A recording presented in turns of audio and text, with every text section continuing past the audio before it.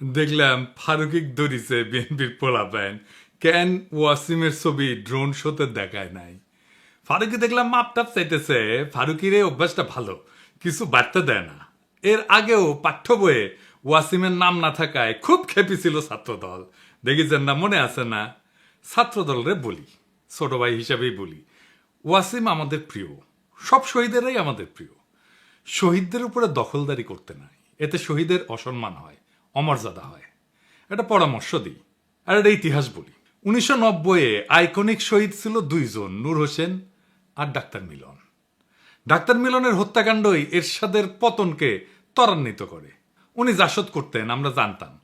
উনি বিএমএর নেতা, ডাক্তারদের নেতা, এটা সারা দেশে পরিচয় ছিল। ঢাকা মেডিকেল কলেজের টিচার ছিল। এখন এরশাদের পতনের পরে জাসদের মনে হইল এটার পয়েন্ট নিতে হবে যে ডাক্তার মিলন জাসদ করত। সারা দেশ পোস্টারে ভরায় দিল জাসদ নেতা ডাক্তার মিলন বলে। মানুষজন পছন্দ করলো না। উনি ডাক্তারদের নেতা, ঢাকা মেডিকেল কলেজের শিক্ষক, 90-এর শহীদ, এই পরিচয়টা ঢাকা দিতে চাইল জাসদ পরিচয় দিয়া। কি ফল হইল? নূর হোসেন যুবলীগের কর্মী ছিল, তার নাম সবাই জানে। ডাক্তার মিলনের নাম আজকে কয়জন জানে? এইভাবেই দলের স্বার্থ খাইয়া ফেলে শহীদের অমরত্বকে। ওয়াসিম শুধু না, সব শহীদের নামই টিকে থাকবে যদি ছাত্রদল আধিক্ষেতা না করে। শহীদদের মধ্যে শিবিরের ছেলে নাই? অবশ্যই আছে, ওরা তো আধিক্ষেতা করতেছে না। একমাত্র ওয়াসিমকে নিয়ে আধিক্ষেতা করতেছে ছাত্রদল। যখন মানুষ দেখবে যে আরে জোর করতেছে তো আমার উপরে, তখনই মানুষ মুখ ফিরায় নেবে। এভাবে হয় না আসলে। ওয়াসিমের নাম না আসলে কোথাও যেইভাবে ছাত্রদল ঝাঁপায় পড়তেছে তার উপরে, তাদের কিছু কথা বলতেই হয়। আপনাদের কি আদৌ কোনো নৈতিক অধিকার আছে কারো সমালোচনা করার ওয়াসিমের নাম না নেওয়ার জন্য? না, নাই। নাই, আপনাদের নৈতিক অধিকার নাই। আপনাদের দলেরও কোনো নৈতিক অধিকার নাই কারো সমালোচনা করার। জি, ঠিকই শুনতেছেন। আপনাদের বিএনপির কারো নৈতিক অধিকার নাই কেন ওয়াসিমের নাম নেওয়া হইল না এটা বলার। প্রমাণ চান? এইটা সাহেব দেখান তো 7ই আগস্ট 2024-এ তারেক রহমানের বক্তব্য, যেখানে শহীদের নাম উল্লেখ করতেছে। শুনেন। দেশ এবং জনগণকে স্বাধীন করতে গিয়ে চোখে মুখে বুকে গুলি আলিঙ্গন করা আবু সাইদ কিংবা মুগ্ধের মতন হাজারো ছাত্র ছাত্রী তরুণ তরুণীকে প্রাণ বিসর্জন দিতে হয়েছে। শুনিছেন? ওয়াসিমের নাম আপনাদের ভারপ্রাপ্ত চেয়ারম্যান কইল? কয় নাই তো। উনার এই বক্তৃতাগুলো তো স্ক্রিপ্ট কইরা বক্তৃতা। উনি কেন ওয়াসিমের নাম কইল না? উনি তো লিখেই বলতেছেন, তাই না? আগে উনারে ধরেন, তারপরে অন্যদের ধরতে আসেন। যাই হোক, আজকের প্রসঙ্গে আসি। আজকের প্রসঙ্গ শ্রী শ্রী ওয়াকারানন্দ প্রভুপাদ। এই নাম কেন দিলাম আসেন সে আলাপটা করি। এই শ্রী শ্রী ওয়াকারানন্দ প্রভুপাদ মনে হয় জিন্দেগির ভালো হবে না। মাসুদ ভালো হবে, উই ভালো হবে না। প্রভুপাদ কেন করছি? কারণ উই যা কাজ করিচ্ছে তাতে এটা ছাড়া আর কোনো কিছু কওয়া উচিত হবে না। ওয়াকারানন্দ প্রভুপাদ বাংলাদেশে ইন্ডিয়ার মূল চালিকা শক্তি হয়ে উঠছে। তার উপরে ভর করিছে ইন্ডিয়া। সে এখন ইন্ডিয়ার মূল প্লেয়ার বাংলাদেশে। তার উপরে ভর করিয়া ইন্ডিয়া কিছু করবে পারবে কিনা সেটা অন্য আলাপ, আমি আসিচ্ছি সে আলাপে। তার আগে দেখে নি কেন আমি তারে প্রভুপাত কইছি। ওয়াকারানন্দ গেছে রাশিয়ায়, তারপরে ক্রোয়েশিয়ায়। জানুয়ারিতে রাশিয়ান রাষ্ট্রদূত দেখা করেছিল, তাই গেছে রাশিয়ায়। রাশিয়া কেন? কেন আমরা হিন্দুস্তান টাইমসের শিরোনাম দেখি, লিখেছে হিন্দুস্তান টাইমস, অভ্যুত্থানের জল্পনার মধ্যে ভারতের বন্ধু দেশে বাংলাদেশি সেনাপ্রধান করলেন কাজ। এই কথার মধ্যে সবকিছু কয়া দিছে। তাহলে কি কাজ করতে গেছে ওইটি? আপনি যখন কারোর সাথে ঘুটু করতে যাবেন না, তখন তৃতীয় একটা দেশে যাবেন। এই তৃতীয় দেশটা হইতেছে রাশিয়ায়। এই রাশিয়ায় গিয়া সে ইন্ডিয়ার পানি পড়া নিয়ে আসিছে। আইসাই সে দেখাতে গেছে যে দেখো দেখো দেখো, বাংলাদেশে ইন্ডিয়ার সিফা সালার এখন আমি ওয়াকারানন্দ প্রভুপাদ, আমার এখন সাদ ডাকবা, বুঝছাও। গেছে বৌদ্ধ বিহারে, দেখেছেন? হিন্দুস্তান টাইমস কি নিউজ করলো এবার দেখেন। বাংলাদেশ ভাগের কথা উঠতেই এবার মৌলবাদীদের কড়া বার্তা সেনা প্রধানের। ওয়াকার বললেন, দেখেছাও। এরপরে কুটি গেল, এরপরে গেল পয়লা বৈশাখ করতে ঢাকেশ্বরী মন্দিরে। আর পাশে কে? এডিটর সাহেব দেখান। এই কিরে, এই কিরে কিরে, সন্তোষ শর্মা। হ্যাঁ, সন্তোষ শর্মা বাংলাদেশের রয়ের 1 নাম্বার লোক। বাংলাদেশে আলেমদের ইন্টারোগেশনের টাইমে হাজির থাকতো এই সন্তোষ শর্মা। শোনেন হারুন ইজাহারের কণ্ঠে। একটা নাম আমি বলতে চাই, আপনাদের সকলকে চিহ্নিত করে দিতে চাই। সে হচ্ছে এই একটা পত্রিকা ইদানিং খুব দেখা যায়, কালবেলা পত্রিকার সম্পাদক সন্তোষ শর্মা। সে সরাসরি ওই বিদেশি এই কান্ট্রির ম্যানেজারের পক্ষ থেকে, স্টেশন ম্যানেজারের পক্ষ থেকে সে সরাসরি আমাকে রিমান্ডে নির্যাতন করেছিল। সেজন্য ওই কালবেলা পত্রিকার সম্পাদক সন্তোষ এর বিরুদ্ধে শর্মা, ওর বিরুদ্ধে মামলা হতে হবে। এবং সে কিন্তু নিজেকে অনেক বিভিন্ন আড়াল দিয়ে সে নিজেকে আড়াল করার চেষ্টা করেছে। এরাই কিন্তু আমাদের এই রাষ্ট্রকে সর্বদিক থেকে এনে ধ্বংস করেছেন। এরপর 21 টিভির নিউজ দেখেন আর এটা। সন্তোষ শর্মা এখন তিনি দৈনিক কালবেলার সম্পাদক ও প্রকাশক। কাজ করেছেন শক্তি নামের পত্রিকায়। সাপ্তাহিক সুগন্ধার মালিক ছিলেন সন্তোষ শর্মা। হয়েছিলেন দৈনিক আমাদের সময় পত্রিকার ব্যবস্থাপনা সম্পাদকও। দেশে পূজা উদযাপন পরিষদের কেন্দ্রীয় কমিটির সাধারণ সম্পাদকও তিনি। ভারতের প্রধানমন্ত্রী নরেন্দ্র মোদীর সাথে ঘনিষ্ঠতার সংবাদ প্রকাশ করে তার নিজের পত্রিকাতেই। পেশাগত এসব পরিচয়ের আড়ালে সম্প্রতি বেরিয়ে আসছে ভয়ঙ্কর তথ্য। সন্তোষ কিন্তু দুটো ট্রাম্প কার্ড সে ইউজ করে, একটা সাংবাদিকতার, আরটা হলো সম্পর্ক। সে বাংলাদেশ পূজা উদযাপন পরিষদের সাধারণ সম্পাদক। হেফাজতে ইসলামের যুগ্ম মহাসচিব মুফতি হারুন ইজহার চৌধুরীর দাবি, ভারতীয় গোয়েন্দা সংস্থা র এর এজেন্ট সন্তোষ শর্মা। এইটা সাহেব, এবার আর ওর আসল প্রভু মোদির সাথে ছবিটা দেখান। এইবার আমাদের প্রিয় সালাউদ্দিন সাহেবের সাথে দেখান, ভিডিওটা দেখান না। দেখিছেন মালটা? এইবার সব হিসাব মিলিছে, খাপে খাপ মমতাজের বাপের মতো মিলে গেল। তার মানে এইটার পিছনে একটা বিশাল পরিকল্পনা আছে ওয়াকারের এই ভিজিটের পিছনে। আমরা একে একে দেখব ওয়াকারুজ্জামান কেমনে ওয়াকারানন্দ প্রভুপাদ হইয়া উঠল, সেই জার্নিটা আমরা এক্ষুনি একটু দেখি। ওয়াকারের সাথে তো ইন্ডিয়ার পররাষ্ট্র সচিব ক্যান্টনমেন্টে গিয়ে দেখা করেছিল, তাই না? সেনা প্রধান তো সারাক্ষণ নাকি কথা কইতেছিল নতুন সরকার তৈরির সময় ভারতের সেনা প্রধানের সাথে, তাই না? ভারতের সেনা প্রধানই কয়ে দিছে। As of today, firstly, there is no vulnerability from any side. I am in touch with the chief of Bangladesh during the time of when this changeover took place. I was in constant touch with him, and even thereafter, in November 24, we had a video conference also.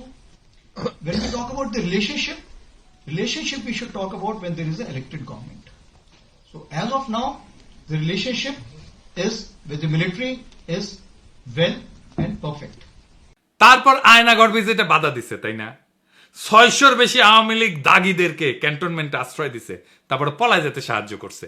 Lieutenant general মুজিবকে ক্যান্টনমেন্টে অন্তরীণ অবস্থায় পলায় যেতে সাহায্য করছে। BDR হত্যাকাণ্ডের বিচার আর করা যাবে না কইছে না? এই বর্বরতা কোনো সেনা সদস্য করেনি, সম্পূর্ণটাই তদানীন্তন বিজিবি সদস্য দ্বারা সংঘটিত। Full stop. এখানে কোনো ইফ এবং বাট নাই। আয়নাগড়ের সব এভিডেন্স নষ্ট করেছে ক্যান্টনমেন্টের মধ্যে। রাজনৈতিক দলগুলোরে ডেকে নিয়ে ঘুটু করেছে, তারপর আঙ্গুলুসে শশাইতে গেছে, সারা দেশের মানুষের ঠাপ খেয়ে টানছে। হাসনাতরেও ধরতে গেছিল, পাবলিকের দিছে ঠাপ, হটিছে পিছে। তারপর শহীদ পরিবারের সাথে নাটক করিছে, পন্দের আলোতে কলাম লেখাইছে, ছাত্র সৈনিকের ঐক্য যেন ফাটল না ধরে। সৈনিক মানে সাধারণ সৈনিক না, কিন্তু সৈনিক মানে ওয়াকার। তারপরে সার্জিসরা ম্যানেজ করেছে ওয়াকার, তারে দিয়ে বিবৃতি দেওয়াইছে। তো সার্জিসের নিয়ে একটা কথা কওয়া দরকার। অনেকেই কইছে আমি কিছু কই নাই, এখন একটু কই আর কি। সার্জিসের কথাবার্তা শুনে আমি শিওর ওয়াকারের সাথে ওরা একটা গুটু হয়েছে। সার্জিসের একটা কথা কই তোমারে ছোট ভাই মনে কইরা, আমাদের টাইমে এরশাদের বিরুদ্ধে আন্দোলন করতেছি, তখন ডাকসুর জিএস ছিল জিয়াউদ্দিন বাবলু। দারুণ বক্তৃতা দিত, বাসদ ছাত্রলীগ করেছিল, খুব স্মার্ট পোলা ছিল, তোমার মতোই বক্তৃতা দিত, সুন্দর করে কথা কইতো আর কি।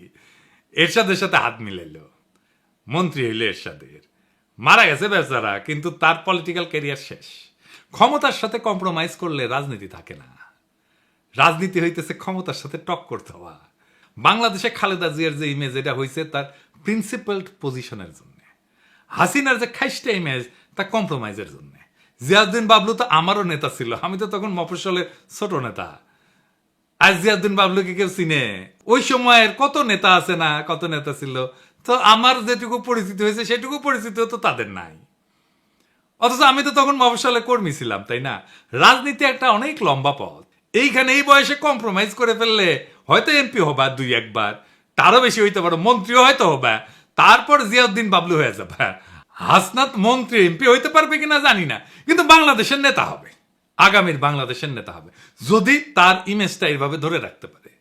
মার্চ ফর গাজায় হাসনাত যে মিছিল করিচ্ছেন না, ওর পাশের জায়গাটা তো তোমার হইতে পারতো সার্জিস, হয় নাই? ওই জায়গাটা রাজনীতির। আর ওয়াকার আনন্দ বহুপাদের সাথে যে কোনো কথাবার্তার নেগোসিয়েশন সব প্রাসাদ ষড়যন্ত্র, ওইখানে রাজনীতি থাকে না। যাই হোক, এই যে ওয়াকার এইসব করিচ্ছে, কেন করিচ্ছে, কিভাবে শুরু হইল এটা? বিক্রম মিশ্র এসে তার সাথে মিটিং করলো। আসছিল বিক্রম মিশ্র বাংলাদেশে, তারপরে হাওয়া, ওর খোঁজ পাওয়া যাচ্ছে না কয়েক ঘন্টা। তারপরে দেখা গেল ওয়াকারের সাথে মিটিং করেছে, এবং এই মিটিং কোনো শিডিউলে করা মিটিং না, কোনো আগে থেকে ঠিক করা মিটিং না, হুট করে মিটিংটা কইরা চলে গেল। তারপরে খালেদা জিয়ার সাথে দেখা করলো ওয়াকার। এটাই হইতেছে মূল খেলা ঘোরানোর ইভেন্ট। এইখানেই ওয়াকার, বিএনপি আর ইন্ডিয়া তিনজন এক লাইনে আসে। ওয়াকার হইয়া ওঠে বাংলাদেশে ইন্ডিয়ার পিভট। মানে সাইকেলের চাকা দেখেছেন না? তো সাইকেলের চাকার স্পোক গুলা যে লেগে থাকে যে মাঝখানে, ওই যে ইয়ের কাছে, ওই গোল্লিয়ের কাছে, ওটাই হইতেছে পিভট, বুঝছাও? তো বিএনপি তো এইটা পিভট হয়ে উঠছে ওয়াকার। বিএনপি 72-এর সংবিধান, মুক্তিযুদ্ধের চেতনার, অসাম্প্রদায়িকতার, আওয়ামী লীগ ন্যারেটিভ গুলো বলতে শুরু করছে না তারপর থেকে। তারপরে ওয়াকারের পৌরুষ জায়গা ওঠে, সে হারকুলিস হইতেছে, রাওয়া ক্লাবে আঙ্গুল উঁচায় দাবরানি দেওয়ার চেষ্টা করে। ওই দাবরানি আমি একা দাঁড়ায় চ্যালেঞ্জ করেছিলাম। আমি বলেছিলাম, ওই আঙ্গুল আমরা চিনি, নামায় কথা বলো ওয়াকার। তারপরে তো হাসনাতের ঘটনা ঘটলো। আমরা যখন পাল্টা দাবরানি দিলাম, তখন তারেক রহমান ওয়াকারের পিছে দাঁড়াইলো, বলল সেনাবাহিনীকে বিতর্কিত করার চেষ্টা হচ্ছে। ওয়াকার কি সেনাবাহিনী নাকি একজন ব্যক্তি? তারেক রহমানের ওয়াকারকে কেন সেভ করতে নামতে হইল? ওয়াকার তো নিজেই বিতর্কিত কাজ করতেছে, একটা দুইটা না, অসংখ্য। বিক্রম মিশ্র হাওয়া হয়ে গেল কয়েক ঘন্টার জন্য, তারপরে জানা গেল ওয়াকারের সাথে মিটিং। একটা রেসপন্সিবল রাজনৈতিক দল হিসেবে তো তারেক রহমানের ওয়াকারকে প্রশ্ন করা উচিত ছিল, বিক্রম মিশ্রের সাথে কি আলাপ, কি কথা তাহার শোনে। এই মিটিং তো শিডিউলের বাইরে ছিল। শয়তানির পর শয়তানি করে যাবে, কিছু কওয়া যাবে না, বললেই সেটা সেনাবাহিনীর বিতর্কিত করার চেষ্টা হবে। বাহ, খুব মজা। আমি যার আমি করবো, আমাকে কেউ কিছু কইতে পারবে না। কি চমৎকার ইন্ডেমনিটি। যাই হোক, ওয়াকারকে দিয়া ইন্ডিয়া কি অ্যাচিভ করাইতে চায়? প্রথম, হাসিনার বিচার যেন বন্ধ করতে পারে। 2 নাম্বার, আওয়ামী লীগকে যেন নির্বাচন করতে দেওয়া হয়, সেজন্য ওয়াকার ইনক্লুসিভ নির্বাচনের কথা কয়। 3 নাম্বার, আওয়ামী লীগ যেন পুনর্বাসিত হয়। এই জন্য ওয়াকার যত নড়াচড়া করবে, ততই রাজপথে আওয়ামী লীগের মিছিল বেরোবে, বড় হইতে থাকবে এই মিছিল।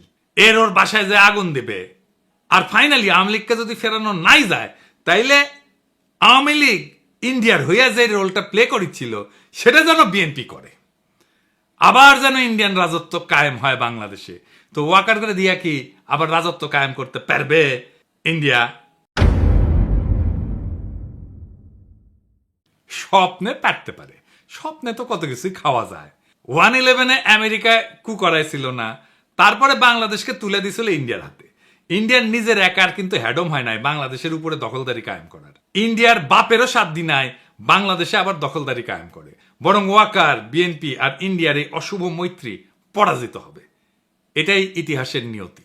বাংলাদেশে এক গুরুত্বপূর্ণ সন্ধিক্ষণে দাঁড়ায় আছে। জুলাই বিপ্লবের পর প্রফেসর ইউনূস যে সরকার পরিচালনার দায়িত্ব দেওয়া হয়েছে, তা শুধু নির্বাচন আয়োজনের জন্য না, বরং দীর্ঘদিনের দুর্নীতিগ্রস্ত রাজনৈতিক এবং প্রশাসনিক কাঠামো সংস্কারের জন্য।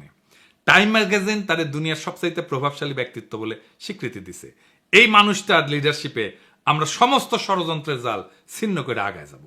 এই সময়টা একটা বিরল সুযোগ আমাদের রাষ্ট্রকে পুনর্গঠন করার। কিন্তু এই রাজনৈতিক দলগুলা প্রয়োজনে সময় দিচ্ছে না, সাহায্য করতেছে না, তড়িঘড়ি করে নির্বাচন নির্বাচন নির্বাচন কইরা মাথা খারাপ করে দিছে। এই তড়িঘড়ির নির্বাচন করলে আগের যে সিস্টেম ছিল সেটাই থাকবে, কিছুই বদলাবে না। আবার ফিরে আসবে সেই ফ্যাসিবাদ, আবার ফিরে আসবে সেই স্বৈরাচার। বারবার দেখতেছেন না, বারবার রক্ত দেওয়া লাগতেছে, বারবার লড়াই সংগ্রাম করতে হচ্ছে, ওই একই জিনিস আবারও থাকবে যদি আমরা এবার কিছু করতে না পারি। তাই এখন এই সিস্টেমে ব্যবস্থা পরিবর্তনের সময়, শুধু নেতৃত্বের পরিবর্তন না, ইতিহাসের প্রত্যেকটা বাঁকে আমরা দেখছি যখন দেশপ্রেমিক জনতা একত্র হয় তখন কোনো ষড়যন্ত্রই টেকে না, কোনো চক্রান্তই সফল হয় না। ওয়াকার, বিএনপি বা ইন্ডিয়া যেই হোক, যদি তারা জাতির স্বপ্ন, শহীদের আত্মত্যাগ আর জনগণের আশা আকাঙ্ক্ষার সাথে সংঘাতে আসে, তাহলে ইতিহাস তাদের জায়গা করে দেবে ব্যর্থতা আর তিরস্কারের পাতায়। সামনে অন্ধকার আছে, কিন্তু আলোও কাছেই। প্রয়োজন শুধু দিক ঠিক করা আর পা বাড়ানো। আমরা অবিচলভাবে সেই পথে আগায় যাব। কেউ আমাদের রুখতে পারবে না। নতুন বাংলাদেশ আমরা গড়বই।